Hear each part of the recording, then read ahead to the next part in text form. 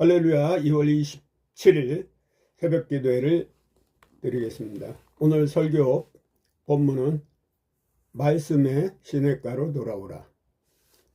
사순절 영적 회복의 길. 본문 말씀은 시편 1편 1절에서 6절입니다.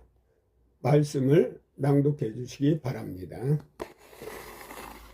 복이 있는 사람은 악인들의 꾀를 따르지 아니하며 죄인들의 길에 서지 아니하며 오만한 자들의 자리에 앉지 아니하고 오직 여호와의 율법을 즐거워하여 그의 율법을 주야로 묵상하는도다. 그는 시냇가에 심은 나무가 철을 따라 열매를 맺으며 그 잎사귀가 마르지 아니함 같으니 그가 하는 모든 일이 다 형통하리로다. 악인들은 그렇지 아니하며 오직 바람에 나는 겨와 같도다. 그러므로 악인들은 심판을 견디지 못하며 죄인들이 의인들의 모임에 들지 못하리로다. 무릇 의인들의 길은 여호와께서 인정하시나 악인들의 길은 망하리로다. 아멘. 아멘. 사순절은 영적 재배치의 소중한 시간입니다. 사랑하는 성도 여러분, 사순절은 단순한 절제가 아닙니다. 하나님이 우리를 다시 심으시는 시간입니다. 우리는 어느새 세상 속에 뿌리 내리고 염려 속에 뿌리 내리고 성과 중심의 사역 속에 뿌리 내리고 인정받고 싶은 욕망 속에 뿌리 내려 있지 않습니까? 그러나 하나님은 오늘 새벽 말씀하십니다. 너를 다시 옮겨 심겠다. 여호수아 1장 8절에도 이 율법책을 네 입에서 떠나지 말게 하며 주야로 그것을 묵상하여 그 안에 기록된 대로 다 지켜 행하라. 그리하면 내 길이 평탄하게 될 것이며 내가 형통하리라. 주 안에서 우리가 말씀을 주야로 묵상해야 합니다. 여기 묵상 단어는 읍절이다. 한마디로 강아지가 산에 올라갔다가 뼈다귀를 찾아갖고 그걸 가지고 와서 으르렁거리면서 하루 종일 씹는 그런 모양을 생각하면 되겠어요. 레기 11장이 음식장인데 돼지는 굽이 없고 대세금지를 하지 못하기 때문에 먹지 말라고. 그 영적 의미가 소나 이런 건 대세금지라잖아요. 우리가 말씀을 받았으면 내 말로 내 거로 만들기까지 계속 주만 바라보고 깊이 묵상하면 내 뼈가 되고 살이 되는 거예요. 우리가 성만찬 하듯이. 그래서 요한복음 1장 14절에 말씀이 육신이 되어 우리 가운데 거하시며 우리가 그의 영광을 보니 아버지 독생자의 영광이요 은혜와 진리가 충만하더라. 하나님이 안 보인다고 하는 사람들은 말씀이 육신이 돼 이 율법책, 이 생명의 책, 산떡인 생명의 떡인 이 말씀을 주야로 묵상하면 주님이 가까이 욥이 대면한 것처럼 그리 된다는 말씀입니다. 히브리서 4장 12절에도 하나님의 말씀은 살아있고 활력이 있어 저우의 날선 어떤 것보다 예리하여 혼과 영과 및 관절과 골수를 찔러 쪼개기까지 하며 또 마음의 생각과 뜻을 판단하니. 각종 질환도 설교, 말씀을 듣다가 회복되는 경우가 많이 있어요. 그래서 오늘 첫째로 영적 타락은 자리에서 시작된다고 잡았습니다. 시편 1편 1절에 복 있는 사람은 앉은 자리를 분명히 하는 사람입니다. 영적 문제는 갑자기 무너지지 않습니다. 생각을 허용하고 감정을 합리화하고 행동을 반복하며 결국 자리에 앉습니다. 사순절은 앉은 자리에서 일어나는 시간입니다. 이사야 60장 1절에 일어나라 빛을 발하라 말씀하세요. 혹시 우리는 비교의 자리에 앉아 있습니까? 불평의 자리에 앉아 있습니까? 상처의 자리에 머물러 있습니까? 사욕 피로 속에 주저앉아 있습니까? 성령께서 지금 물으십니다. 내가 어디에 있느냐? 영적 선포를 해야겠습니다. 나는 타협의 자리에서 일어납니다. 두 번째로, 묵상은 영혼의 재호흡입니다. 우리가 기도할 때도 관상기도, 묵상기도가 있지 않아요? 우리가 호흡이 끊기면 죽어요. 사람은 5분도 참기가 힘듭니다. 그래서 쉬지 말고 기도하라 그러죠. 시편 1편 2절하고 여호수아 1장 8절은 묵상은 단순한 성경 읽기가 아닙니다. 영혼이 다시 호흡하는 행위입니다. 여호수아는 전쟁을 앞두고 있었습니다. 그런데 하나님은 무기보다 말씀을 주셨습니다. 왜입니까? 말씀 묵상은 두려움을 잠재우고 정체성을 회복시키고 하나님의 시각을 회복하게 합니다. 사랑하는 성도 여러분, 묵상이 끊어지면 영혼은 산소 결핍 상태가 됩니다. 기도가 메마른 이유가 무엇입니까? 갑자기 하나님 이유가 무엇입니까? 말씀이 입에서 떠났기 때문입니다. 이 율법 책을 내 입에서 떠나지 말게 하며 입술에서 사라지면 마음에서도 사라집니다. 우리가 부엌에서 반찬을 만들며 설거지하면서 찬송을 흥얼대는 여인들이 있어요. 그것이 바로 우리가 주님과 동행하는 삶입니다.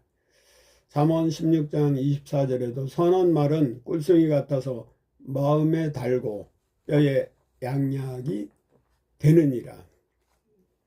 우리가 구약, 신약, 이 선한 말은 생명의 말씀, 율법책, 우리가 성경 66권을 말하는 것입니다.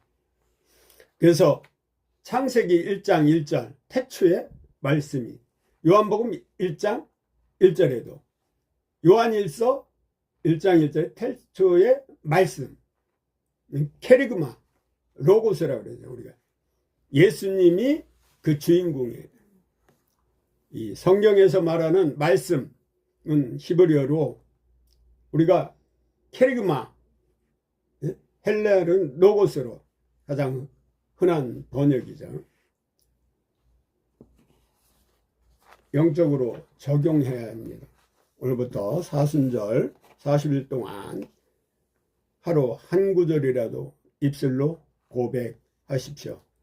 묵상은 반드시 기도로 연결하십시오. 말씀을 읽지 말고 씹어 삼키세요.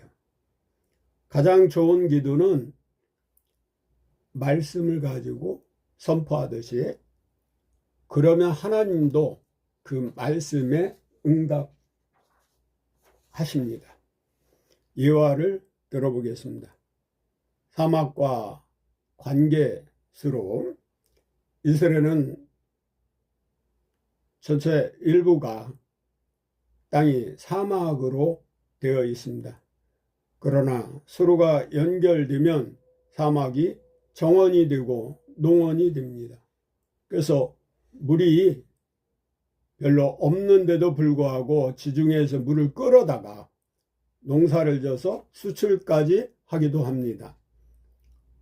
이와 마찬가지로 영혼도 그렇습니다. 말씀, 하늘의 수로입니다. 수로가 막히면 아무리 신앙 연수가 길어도 메마릅니다. 우리가 찬송가 빈들의 마른 불같이, 우리가 황폐한 마음, 사순절은 막힌 수를 뚫는 성령의 시간입니다.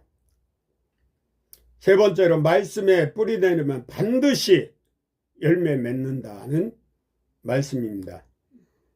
시편 1장 3절에 철을 따라 열매를 맺는다. 여기 중요한 단어는 철을 따라입니다. 하나님의 시간표가 있습니다. 우리는 즉각적인 결과를 원합니다. 그러나 하나님은 뿌리를 먼저 보십니다. 깊이 내려간 뿌리는 보이지 않습니다. 그러나 반드시 열매로 증명됩니다. 열매 없는 나무는 도끼로 찍어 버리라고 예수님은 말씀하셔요. 우리가 뿌리에 진액으로 말미암아 열매는 저절로 맺히기 때문에 우리는 포도나무인 예수님께 붙어만 있으면 됩니다. 중국의 모죽 이야기를 인터넷 검색하면 나오는데 한 3, 4년, 5년 정도 뿌리를 깊이 내리고 어느 순간부터 그냥 하늘 높이 30m까지 솟구치는데 수년 동안 안 보이다가 갑자기 우죽순 진짜 장대 높이에 그렇게 대나무가 형성됩니다. 대나무는 속이 비어있고 마디마디가 있어요. 신기하죠? 제가 암 환자를 그동안 케어를 많이 해오고 전인치유 차원에서 말씀과 기도 그리고 대처약 여러 맞춤 시기로 어드바이스하고 또 한의사로서 치료해왔는데요. 그중에 인천에 사는 유집사라는 분이 있어요. 남편의 외도로 말미암아 상처받았고 또한 자궁암으로 제 책을 보고 또 방송 여러 가지 매체를 통해서 쏜 성장하는 교회 전인치유센터 할 때 그 식복사라거나 식모 가사도우미와 같이 와서 일주일 동안 저와 같이 지내면서 해독요법으로 우리가 손발을 담궈주고 그리고 이제 한방 치료를 해드린 적이 있는데 일주일에 한 번 게르마늄 물을 제가 직접 떠서 인천에 사택에다 배달해주고 잠시 예배드리고 기도해드리고 또 그 환경을 칙칙한 거에서 밝게 찬송가를 하루 24시간 방 안에 틀어놓고 그리고 황토 침대 친구한테 가서 저렴하게 사서 공급해드리고 육체의 병보다 더 깊은 것은 그분의 마음의 절망이었습니다. 의사도 포기한 암이었습니다. 치료의 시작은 약이 아니라 말씀 묵상이었습니다.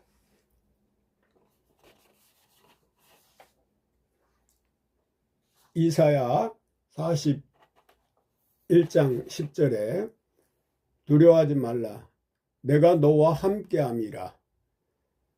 그 말씀을 매일 그분은 붙잡게 했습니다. 눈물이 흐르고 회개를 했고 마음이 열렸고 몸이 반응하기 시작했습니다. 왜입니까? 영혼이 살아나면 육체도 반응하기 때문입니다. 말씀은 단지 영적 언어가 아니라 생력, 에너지입니다. 파워입니다. 그 두 자녀는 예수 잘 믿게 됐고 방언도 터지고 또 남편은 회개하고 그리스도에 돌아오는 계기가 됐습니다. 주님, 나를 말씀의 시냇가로 옮겨 심어 주십시오.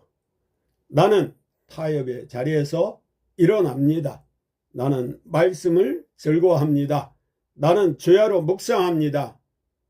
나는 신에게 섬긴 나무입니다. 히브리서 12장 2절도 주님만 바라보라고 하십니다.